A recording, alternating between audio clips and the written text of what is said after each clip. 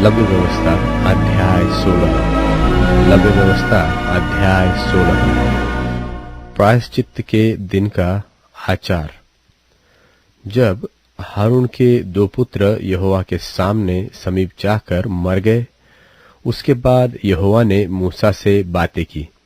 और यहोवा ने मूसा से कहा, अपने भाई हारून से कह कि संदूक के ऊपर के प्रायश्चित्त वाले ढकने के आगे बीच वाले पर्दे के अंदर पवित्र स्थान में हर समय न प्रवेश करना, नहीं तो मर जाएगा। क्योंकि मैं प्रायश्चित्त वाले ढकने के ऊपर बादल में दिखाई दूंगा। और जब हारून पवित्र स्थान में प्रवेश करे, तब इस रीति से प्रवेश करे, अर्थात पाप बलि के लिए एक बछड़े को और होम बलि के लिए एक मेंढे को लेकर आए। वह सनी के कपड़े का पवित्र अंगरखा और अपने तन पर सनी के कपड़े की जांघिया पहने हुए और सनी के कपड़े का कटिबंध और सनी के कपड़े की पगड़ी भी बांधे हुए प्रवेश करे। ये पवित्र वस्त्र है। और वह जल से स्नान करके इन्हें पहने। फिर वह इस्राएलियों की मंडली के पास से पाप बलि के लिए 2 बकरे और होम बलि के लिए एक मेंढा ले आए। और हारून उस पाप बलि के बछड़े को, जो उसी के लिए होगा, चढ़ाकर अपने और अपने घराने के लिए प्रायश्चित्त करे। और उन दोनों बकरों को लेकर मिलाप वाले तंबू के द्वार पर यहोवा के सामने खड़ा करे। और हारून दोनों बकरों पर चिट्ठियां डाले, एक चिट्ठी यहोवा के लिए और दूसरी अजाजेल के लिए हो। और जिस बकरे पर यहोवा के नाम की चिट्ठी निकले, उसको हारून पाप बलि के लिए चढ़ाए। परंतु जिस बकरे पर अजाजेल के लिए चिट्ठी निकले, वह यहोवा के सामने जीवित खड़ा किया जाए कि उससे प्रायश्चित्त किया जाए। और वह अजाजेल के लिए जंगल में छोड़ा जाए। और हारून उस पाप बलि के बछड़े को, जो उसी के लिए होगा, समीप ले आए और उसको बलिदान करके अपने और अपने घराने के लिए प्रायश्चित्त करे।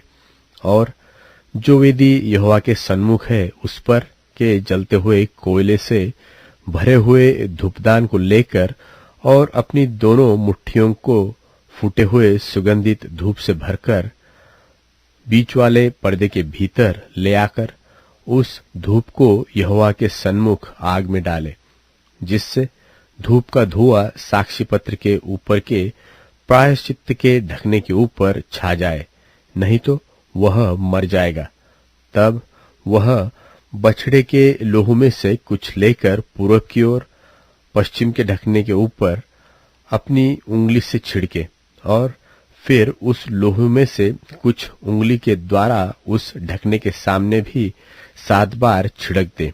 फिर वह उस पाप बलि के बकरे को साधारण जनता के लिए होगा बलिदान करके उसके लोहू को बीच वाले पर्दे के भीतर ले आए। और जिस प्रकार बछड़े के लोहू से उसने किया था, ठीक वैसा ही वह बकरे के लोहू से भी करे, अर्थात उसको प्रायश्चित्त के ढकने के ऊपर और उसके सामने छिड़के।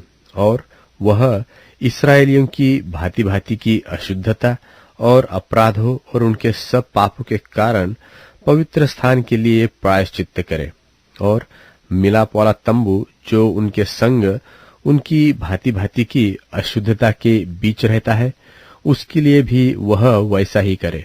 और जब हारून प्रायश्चित्त करने के लिए पवित्र स्थान में प्रवेश करे, तब से जब तक वह अपने और अपने घराने और इस्राएल की सारी मंडली के लिए प्रायश्चित्त करके बाहर न निकले, तब तक कोई मनुष्य मिलाप वाले तंबू में न रहे।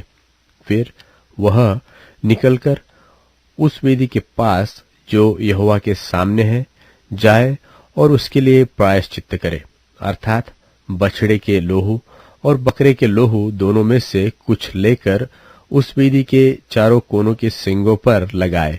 और उस लोहू में से कुछ अपनी उंगली के द्वारा 7 बार उस पर छिड़क कर उसे इस्राएलियों की भांति भांति की अशुद्धता छुड़ाकर शुद्ध और पवित्र करे। और जब वह पवित्र स्थान और मिलाप वाले तंबू और वेदी के लिए प्रायश्चित कर चुके, तब जीवित बकरे को आगे ले आए और हारून अपने दोनों हाथों को जीवित बकरे पर रखकर इस्राएलियों के सब अधर्म के कामों और उनके सब अपराधों, निदान उनके सारे पापों को अंगीकार करे और उनको बकरे के सिर पर धरकर उनको किसी मनुष्य के हाथ जो इस काम के लिए तैयार हो जंगल में भेज के छुड़वा दे, और वह बकरा उसके सब अधर्म के कामों को अपने ऊपर लादे हुए किसी निराले देश में उठा ले जाए। इसलिए वह मनुष्य उस बकरे को जंगल में छोड़ दे। तब हारून मिलाप वाले तंबू में आए और जिस सनी के वस्त्रों को पहने हुए उसने पवित्र स्थान में प्रवेश किया था, उन्हें उतारकर वहीं पर रख दे। फिर वह किसी पवित्र स्थान में जल से स्नान कर अपने निज वस्त्र पहन ले और बाहर जाकर होम बलि और साधारण जनता के होम बलि को चढ़ाकर अपने और जनता के लिए प्रायश्चित्त करे, और पाप बलि की चर्बी को वह वेदी पर जलाए। और जो मनुष्य बकरे को अजालेल के लिए छोड़कर आए, वह भी अपने वस्त्रों को धोए और जल से स्नान करे, और तब वह छावनी में प्रवेश करे। और पाप बलि का बछड़ा और पाप बलि का बकरा भी, जिनका लोहू पवित्र स्थान में प्रायश्चित्त करने के लिए पहुंचाया जाए, वे दोनों छावनी से बाहर पहुंचाए जाए, और उनका चमड़ा, मांस और गोबर आग में जला दिया जाए। और जो उनको जलाए वह अपने वस्त्रों को धोए और जल से स्नान करे, और इसके बाद वह छावनी में प्रवेश करने पाए। और तुम लोगों के लिए यह सदा की विधि होगी कि 7वें महीने के 10वें दिन को तुम अपने अपने जीवन को दुख देना, और उस दिन कोई, चाहे वह तुम्हारे निज देश का हो, चाहे तुम्हारे बीच रहने वाला कोई परदेशी हो, कोई भी किसी प्रकार का कामकाज न करे, क्योंकि उस दिन तुम्हें शुद्ध करने के लिए तुम्हारे निमित्त प्रायश्चित्त किया जाएगा, और तुम अपने सब पापों से यहोवा के सन्मुख पवित्र ठहरोगे। यह तुम्हारे लिए परम विश्राम का दिन ठहरे, और तुम उस दिन अपने अपने जीव को दुख देना। यह सदा की विधि है। और जिसका अपने पिता के स्थान पर याजक पद के लिए अभिषेक और संस्कार किया जाए, वह याजक प्रायश्चित्त किया करे, अर्थात वह सनी के पवित्र वस्त्रों को पहनकर पवित्र स्थान और मिलाप वाले तंबू और वेदी के लिए प्रायश्चित्त करे, और याजकों के और मंडली के सब लोगों के लिए भी प्रायश्चित्त करे।